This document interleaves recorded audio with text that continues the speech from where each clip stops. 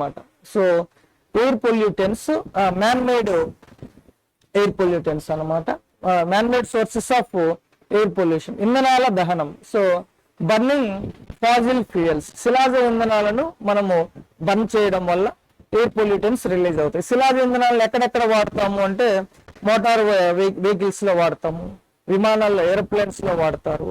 తర్వాత thermal power plants లో power generation కోసము ఈ పవర్ ప్లాంట్స్ లో ఈ శిలాజ ఇంధనాలను బర్న్ చేస్తాము. తర్వాత ఇండస్ట్రీస్ లో వాడతాం అనమాట. సో వెహికల్స్ లో, motor vehicles, industries, aeroplanes and thermal power plants లో ఈ ఫాజిల్ ఫ్యూయల్స్ ని బర్న్ చేయడము లేదా యూజ్ చేయడం వల్ల వచ్చే ఎయిర్ పొల్యూటెన్స్ వచ్చేసి carbon monoxide, carbon dioxide, smoke and ash. Carbon monoxide, carbon dioxide, పొగ మరియు బూడిద అనే ఎయిర్ పొల్యూటెన్స్ అనేవి రిలీజ్ అవుతాయి అన్నమాట. సో ఫాజిల్ ఫ్యూయల్ బర్నింగ్ వల్ల వెలువడే ఎయిర్ పొల్యూటెన్స్ ఏంటంటే కార్బన్ మోనాక్సైడ్, కార్బన్ డయాక్సైడ్, తర్వాత బూడిద, పొగ.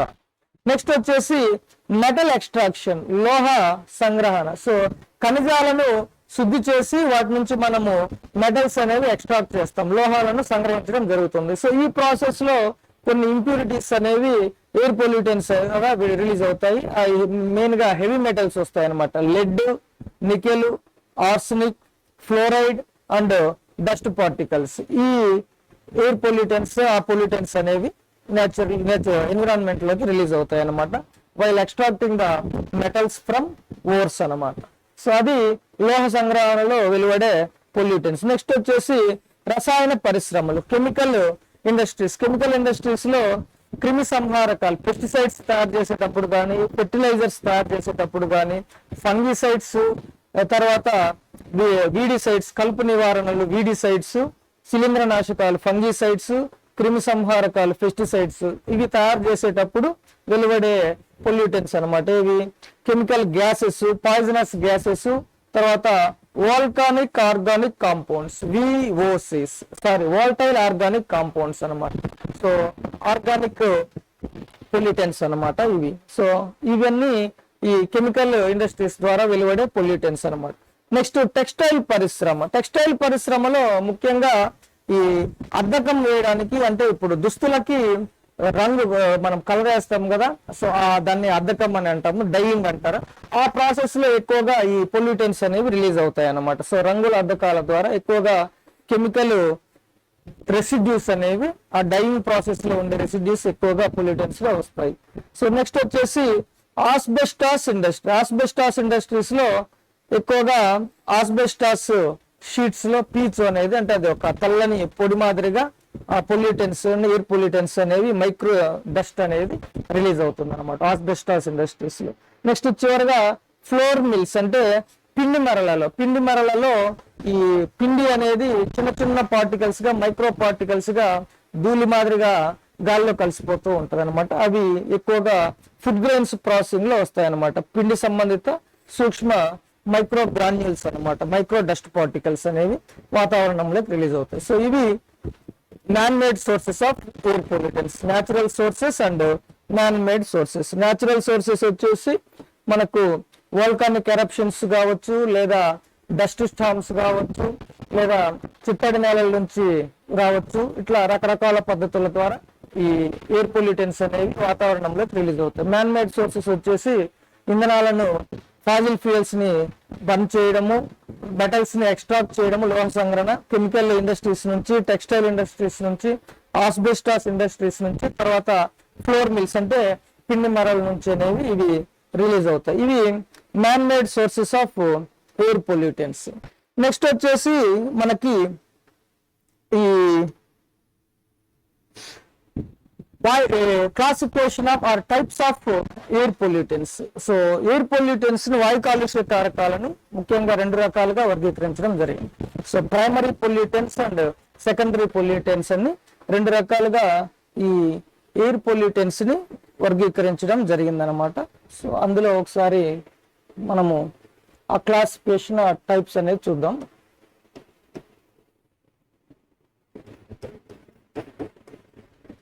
Types of air pollutants. So primary air pollutants are ప్రాథమిక వాయు కాలుష్య కారకాలు, సెకండరీ ఎయిర్ పొల్యూటెంట్స్ ద్వితీయ వాయు కాలుష్య కారకాలు. సో ఈ ప్రాథమిక వాయు కాలుష్య కారకాలు అంటే ఏంటంటే అవి నేరుగా వాతావరణంలోకి రిలీజ్ అవుతాయి అన్నమాట, ఈ వాయు కాలుష్య కారకాలు. అందువల్ల వాటిని ప్రైమరీ ఎయిర్ పొల్యూటెంట్స్ అని పిలుస్తారు.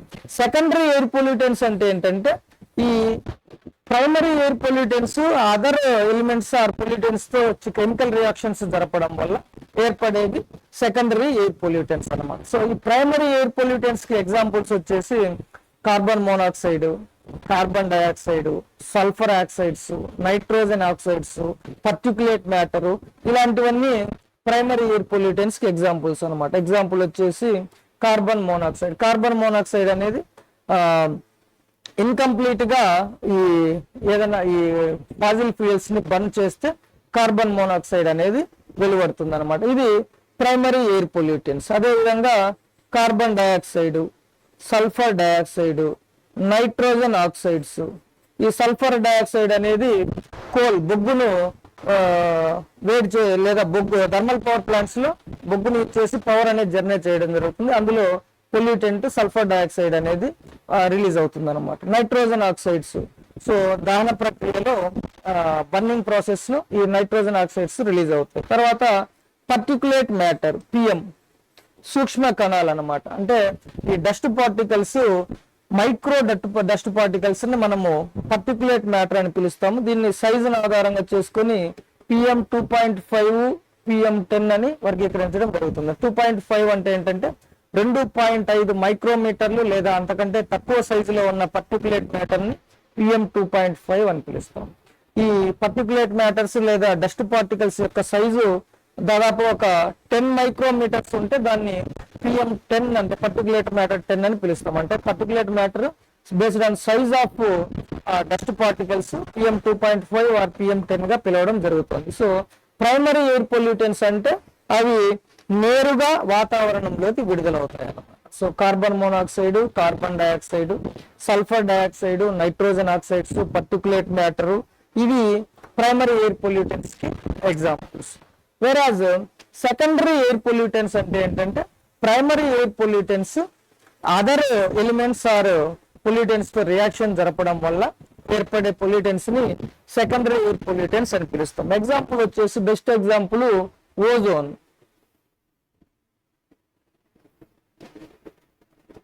ఓజోన్ దీని యొక్క కెమికల్ ఫార్ములా O3 అన్నమాట. ఓజోన్ ఎలా ఏర్పడుతుందంటే ఈ సెకండరీ ఎయిర్ పొల్యూటెంట్స్ అంటే ఏమనుకున్నాము, primary air pollutants other elements తో రియాక్షన్ జరపడం వల్ల ఏర్పడుతుంది అన్నట్టు. సో ఈ ఆక్సిజన్ అనేది యూవి రేడియేషన్, అతినీల లోహిత కిరణాల చర్యలకు లోనైనప్పుడు ఏమవుతుందంటే ఆక్సిజన్ మనకు జస్ట్ ఇది అర్థమవడానికి చెప్తున్నాను, కెమికల్ రియాక్షన్ ప్రొసీజర్ అంతా need not necessary to remember అనమాట. సో ఆక్సిజన్ అనేది యూవి అతినీల లోహిత కిరణాల చర్య ప్రభావానికి లోనైనప్పుడు ఏమవుతుందంటే ఇవి ఆక్సిజన్ రాడికల్ గా మారుతాయి అన్నమాట. ఆక్సిజన్ ఫ్రీ రాడికల్స్ గా మారుతాయి అన్నమాట. సో O2 అనేది 2 ఫ్రీ రాడికల్స్ గా మారుతాయి. ఈ ఫ్రీ రాడికల్స్ గా మారిన తర్వాత ఇది మళ్ళీ ఆక్సిజన్ తో చర్య జరిపి O3 గా మారుతుంది.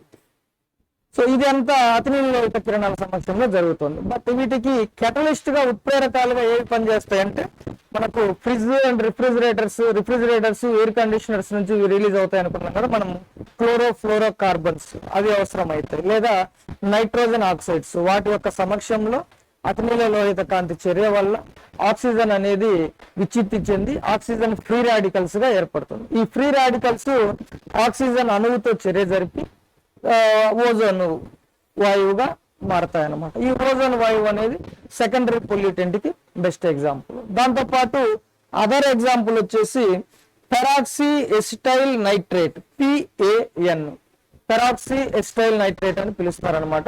ఇది ఒక సెకండరీ ఎయిర్ పొల్యూటెంట్. ఇది హైడ్రోకార్బన్స్, నైట్రోజన్ ఆక్సైడ్స్ ఆ రెండింటి మధ్య చర్య వల్ల ఈ పెరాక్సీ ఎసిటైల్ నైట్రేట్ అనేది ఏర్పడుతుంది అనమాట. హైడ్రోకార్బన్స్ అండ్ నైట్రోజన్ ఆక్సైడ్స్ వీటి యొక్క చర్య వల్ల ఈ రెండు చర్య వల్ల ఈ పెరాక్సిస్టైల్ నైట్రేట్ అనేది ఏర్పడుతుంది అనమాట. అది secondary air pollutant. Another best example వచ్చేసి యాసిడ్ రెయిన్, ఆమ్ల వర్షాలు అని పిలుస్తాం. ఈ యాసిడ్ రెయిన్ లేదా ఆమ్ల వర్షాలు అనేది వాతావరణంలోకి ఈ సల్ఫర్ డయాక్సైడ్, నైట్రోజన్ ఆక్సైడ్స్ అనేవి వాతావరణంలోకి విడుదలైనప్పుడు అవి వాతావరణంలో ఉండే నీటి ఆవిరితో చర్య జరిపి సల్ఫ్యూరిక్ యాసిడ్ లేదా నైట్రిక్ యాసిడ్ గా మారుతాయి అన్నమాట. సో దాన్ని మనము యాసిడ్ రెయిన్ అని పిలుస్తాము. ఇది సెకండరీ ఎయిర్ పొల్యూటెంట్స్. ఈ వాతావరణంలోకి విడుదలైన సల్ఫర్ డయాక్సైడ్ నీటి ఆవిరితో చర్య జరిపి ఈ సల్ఫ్యూరిక్ యాసిడ్ గా మారుతుంది. ఇది ఒక సెకండరీ ఎయిర్ పొల్యూటెంట్స్. దాన్ని మనము సల్ఫ్యూరిక్ యాసిడ్ ని యాసిడ్ రెయిన్ లేదా ఆమ్ల వర్షము అని పిలుస్తాం అన్నమాట.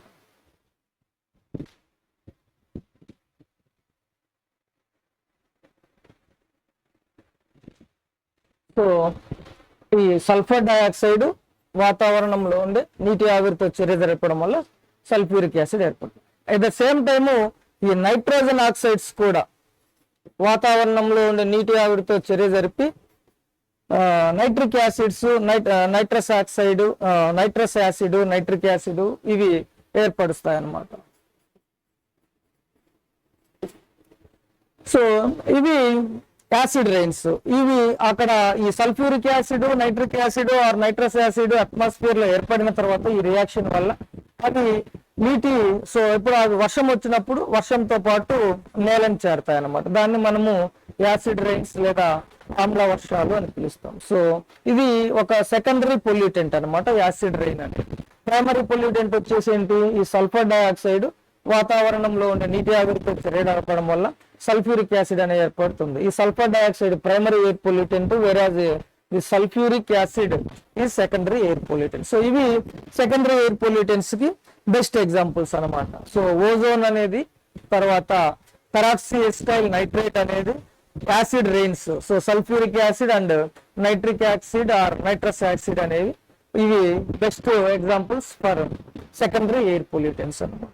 అది సెకండరీ ఎయిర్ పొల్యూటెంట్స్. ఇది ఒకసారి మనము గ్రాఫికల్ గా చూస్తే గ్రాఫిక్ ఇమేజ్ లో primary air pollutants and secondary air pollutants. So primary air pollutants వచ్చేసి ఆ ప్రైమరీ పొల్యూటెంట్స్ నేరుగా వాయువు ద్వారా లేదా ఇతర కారకాల ద్వారా వాతావరణంలోకి విడుదలవుతాయి. Example carbon monoxide, carbon dioxide, sulphur dioxide, nitrous oxide and particulate matter 2.5 and particulate matter 10. Particulate PM 2.5 or 10 అంటే ఏంటంటే దాని యొక్క ఆ పర్టికులేట్ మ్యాటర్ లేదా ధూళి కణాల యొక్క సైజ్ అన్నమాట. 2.5 మైక్రోమీటర్స్ లేదా తక్కువగా ఉంటే దాన్ని PM 2.5 అని పిలుస్తాము. అరౌండ్ 10 మైక్రోమీటర్స్ ఉంటే PM 10 అని పిలుస్తారు అనమాట. సెకండరీ పొల్యూటెంట్స్ అంటే ఏంటంటే వాతావరణంలో రసాయన చర్య వల్ల ఏర్పడేవి అనమాట. సో భూ ఉపరితల ఓజోన్, సో అట్మాస్ఫియరిక్ ఓజోన్, తర్వాత భూ ఉపరితల ఓజోన్, రెండు రకాలు ఉంటాయి అన్నమాట ఓజోన్. సో డీటెయిల్ గా మనం తర్వాత డిస్కస్ చేస్తాం, బట్ ఇక్కడ ఎలాగో వచ్చింది కాబట్టి చెప్తున్నాం. భూ ఉపరితల ఓజోన్, సో స్ట్రాటోస్ఫియరిక్ ఓజోన్ రెండు రకాలుగా ఉంటుంది. స్ట్రాటోస్ఫియర్ లో ఓజోన్ ఉండడం వల్ల, స్ట్రాటోస్ఫియర్ అంటే మనం మీకు అందరికి ఇది జియోగ్రఫీలో చదువుకునే ఉంటారు. సో అట్మాస్ఫియర్ లో లేయర్స్ ఉంటాయి, ట్రోపోస్ఫియర్, స్ట్రాటోస్ఫియర్, సో మీసోస్ఫియర్, ఐనోస్ఫియర్ అని అట్మాస్ఫియర్ లో పైకి వెళ్లే కొద్దీ దాన్ని లేయర్స్ గా డివైడ్ చేయడం జరిగింది అనమాట. సో స్ట్రాటోస్ఫియర్ లో ఓజోన్ ఉంటే అది యూవీ రేడియేషన్ ని అడ్డుకొని సూర్యుడి నుంచి వచ్చే అగ్నిల లోహిత కిరణాలను అడ్డుకుంటుంది అనమాట. అది బెనిఫిషియల్. అక్కడ స్ట్రాటోస్ఫియర్ లో ఓజోన్ ఉండడము మానవులకు మంచిది అనమాట. వేరాజ్ భూ ఉపరితలం మీద ఓజోన్ ఉంటే మాత్రము అది హానికరము. స్ట్రాటోస్ఫియర్ లో మాత్రము ఉపయోగకరము, భూ ఉపరితలంలో ఓజోన్ ఉంటే మాత్రం మానవులకు హాని కలిగిస్తుంది అది. సో తర్వాత another example peroxyacetyl nitrate, hydrocarbons and nitrogen oxides చర్య వల్ల ఈ పెరాక్సిస్టైల్ నైట్రేట్ ఏర్పడుతుంది. యాసిడ్ రెయిన్, ఆమ్ల వర్షం, సల్ఫర్ డయాక్సైడ్ లేదా నైట్రోజన్ ఆక్సైడ్స్ వాతావరణంలో ఉండే నీటి ఆవిరితో చర్య జరపడం వల్ల sulphuric acid and nitric acid ఏర్పడతాయి. ఆ యాసిడ్స్ అనేవి సెకండరీ ఎయిర్ పొల్యూటెంట్స్ అన్నమాట. అవే వర్షం నీటితో పాటు నేలను చేరితే దాన్ని మనము ఆమ్ల వర్షం అని పిలుస్తాం, యాసిడ్ రెయిన్. నెక్స్ట్ వచ్చేసి another example photo chemical smog. Smog అంటే జనరల్ గా మనము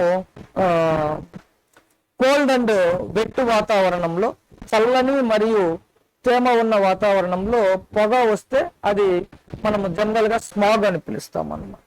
వేరాజ్ ఈ ఫోటోకెమికల్ స్మాగ్ అంటే ఏంటంటే సూర్యరశ్మి ఉన్నప్పుడు అంటే వేడిగా ఉన్నప్పుడు ఆ స్మాగ్ సిచ్యువేషన్ వస్తే దాన్ని మనము ఫోటోకెమికల్ స్మాగ్ అని పిలుస్తాం. దీని గురించి నెక్స్ట్ క్లాస్ లో డీటెయిల్ గా డిస్కస్ చేద్దాం. Difference between normal smog and photochemical smog తర్వాత డిస్కస్ చేస్తాం. నార్మల్ గా స్మాగ్ అనేది చల్లని మరియు తడిగా ఉన్న వాతావరణ పరిస్థితులు ఉన్నప్పుడు ఏర్పడేది స్మాగ్.